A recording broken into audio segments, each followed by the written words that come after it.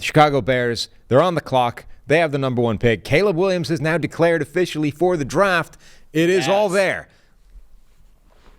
Yeah, I'd be going Caleb Williams here. Yeah, I would be going Caleb Williams. I'm intrigued by a trade down option. I am, but not intrigued enough. Caleb Williams being in the draft pool, I think that he is the easy number 1 overall pick. I understand that Justin Fields is playing kind of well, but it's not good enough still at this point. And to pass up the chance to draft a franchise caliber rookie quarterback at number 1 overall outweighs how well Justin Fields has improved this year in the level that he's gotten to. So I'm trading Fields. I'm drafting Caleb Williams number 1 overall. I am also definitely drafting. I'm using the pick, right? Like, first and foremost, I'm not trading it away. I'm not, I'm not going with Justin Fields again. I'm trading away Fields. I'm taking a quarterback at number 1. I suspect it will be Caleb Williams, but I also think there are going to be a lot of people that have Drake May as the number 1. So just to make this top 5 different, I'm going to take Drake May number 1. I don't hate it, and I agree with you. I think that there's going to be plenty of teams that end up having Drake May number 1 overall. I wonder if that has more to do with Caleb than Drake. You know, I think that Drake is phenomenal. I don't mean that to be a shot at Drake May, but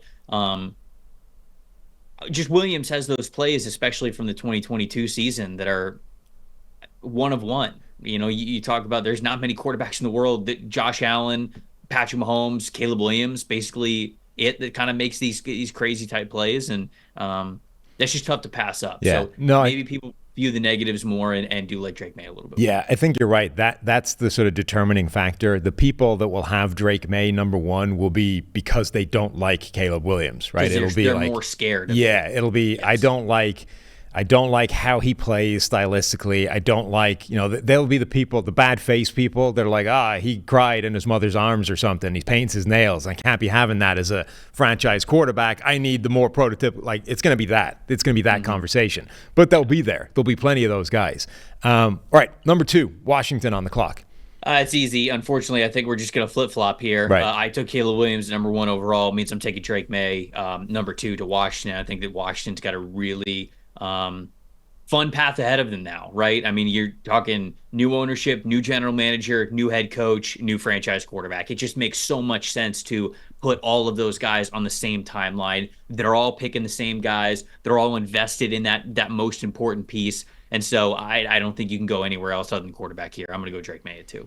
No, I agree. I don't really see a scenario where those two guys don't go 1-2 in some order, right? It might be Drake May 1, it might be Caleb Williams 2, it might be the other way around, but I can't really see a way it doesn't end up with that being the 1-2, and then it's 3 onwards is where the draft starts. Or, 1 onwards just depending on which order you want, and assuming Caleb Williams is not the cast iron locked in consensus number 1, but they're going 1-2. So I'm taking Caleb Williams number 2 to Washington.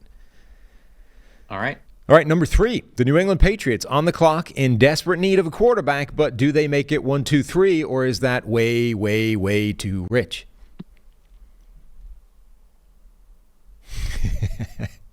I mean, it sucks for them because they don't have a chance to pick one of those top 2 guys. All of a sudden, like in free agency, all right, maybe Kirk Cousins becomes available, maybe you're trading for Justin Fields. Anything, whatever, it cannot be Mac Jones or Bailey Zappi. That's right. The thing, is it can be like anybody else. I'm calling, if you're thinking about a veteran, I'm calling the Seattle Seahawks about Geno Smith as well. You're moving on from the head coach there. If Shane Waldron ends up leaving, you're probably getting a brand new guy in there.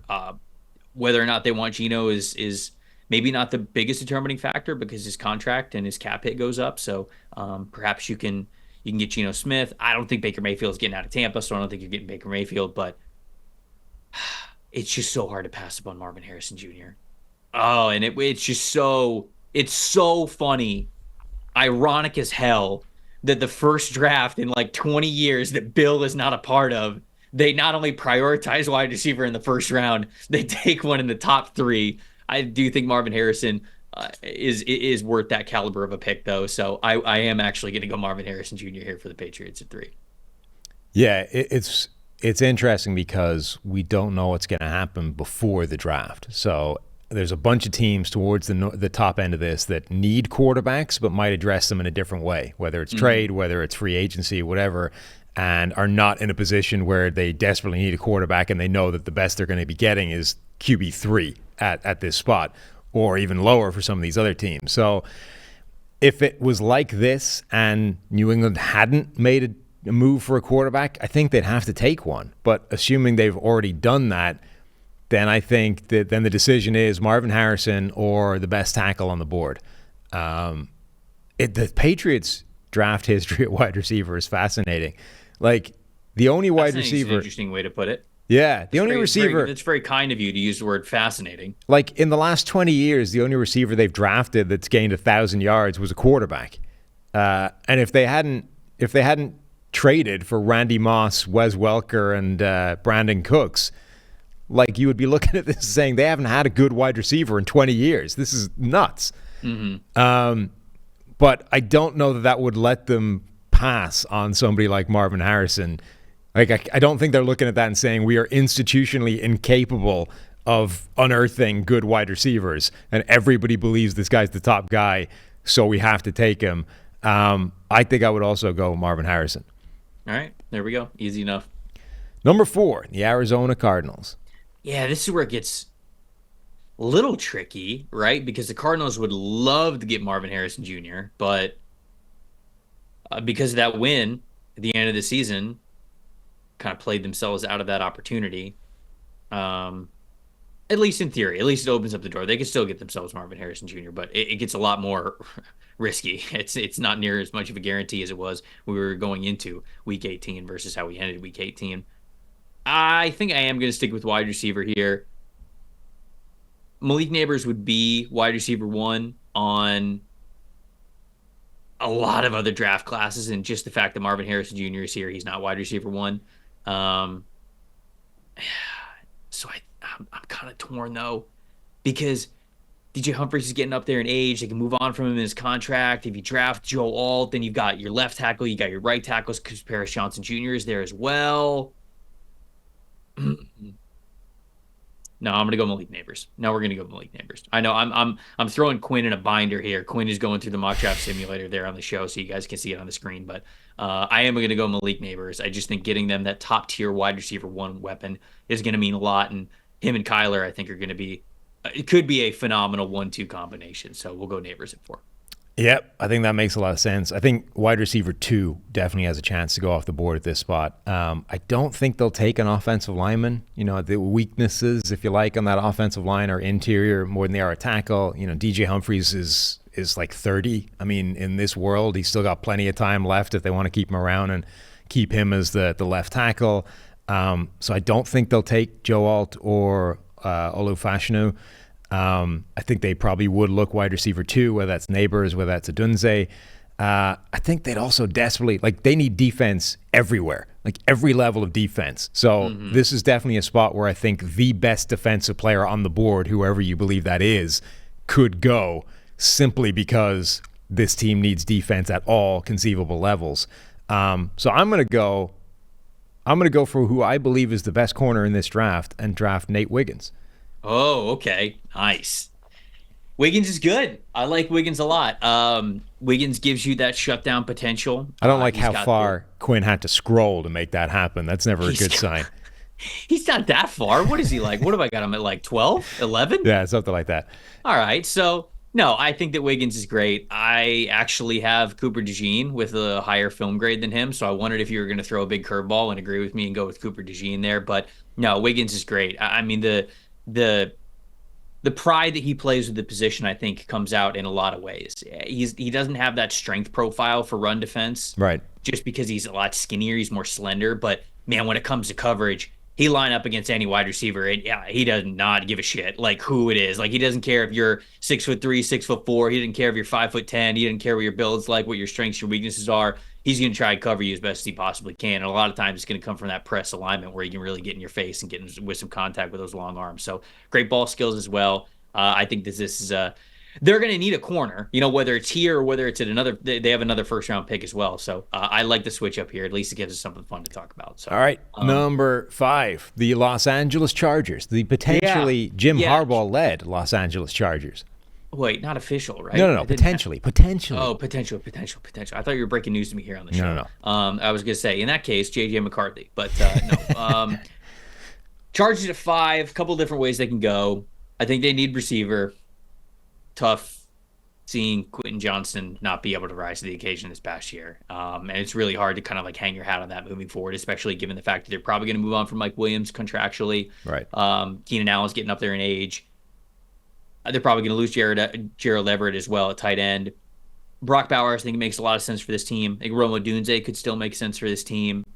Offensive tackle, I believe, would also make sense. It really would. If you're drafting Joe Alt or Olu Fashanu, getting those two guys on the line of scrimmage, opposite Rashawn Slater, gives you two really good young bookend tackles.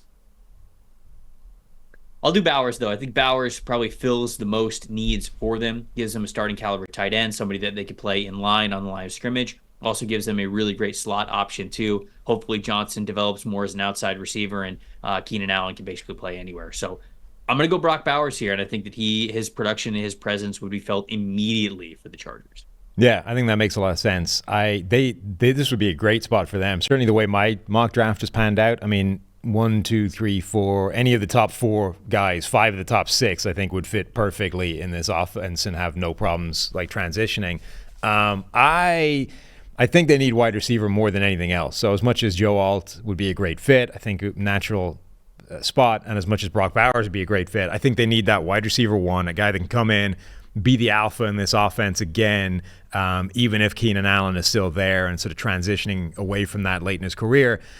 And I really love the skill set. I was a little bit lower on him initially, and the more I watch of him, the more I love. Rome Odunze, the Washington receiver, I think he might be wide receiver 2 in this draft. I would grab him here for the Chargers and stick him in there as the player that Quentin Johnson was supposed to be last year and probably is never going to become. Yeah, well, okay, I'm not going to co-sign never going to become probably. But I will give Rome his props. I went into this year, and the biggest area of concern with him was really his contested catches. Like, sure, it's great that you move as well as you do. It's 6'3", 215 pounds. We love that about your game, but you're also big.